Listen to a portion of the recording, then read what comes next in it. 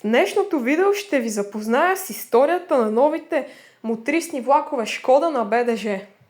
От 14 август 2026 година започва въвеждането на новите мотрисни влакове Шкода в обслужването на бързи и пътнически влакове по българската железопътна мрежа.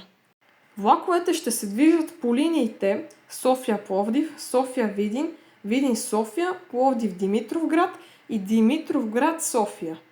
Бързият влак София-Пловдив ще бъде първият влак с новата мотриса, предвиден да развие скорост до 160 км в час в скоростния участък Септември-Пловдив. Той ще потегля от София в 16:25 часа и ще пристига в Пловдив в 17:05.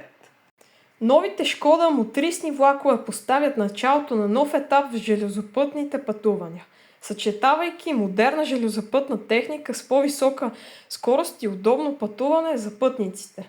Новите влакове Шкода са тип Regio Panther. Всеки влак разполага с 333 седящи места, подът е нисък, оборудван с рампи за колички и осигурява достъпна среда за хора с намалена мобилност.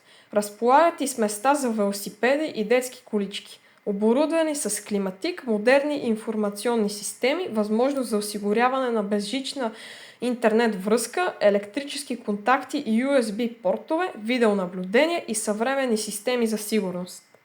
Мотрисните влакове разполагат с ETCS система за обективен контрол за работа на локомотивният машинист, както и система за безопасно движение по железопътната инфраструктура на България, чрез която се позволява развитие на максималната скорост за влака от 160 км в час. Благодаря за вниманието, ще се видим в следващото видео.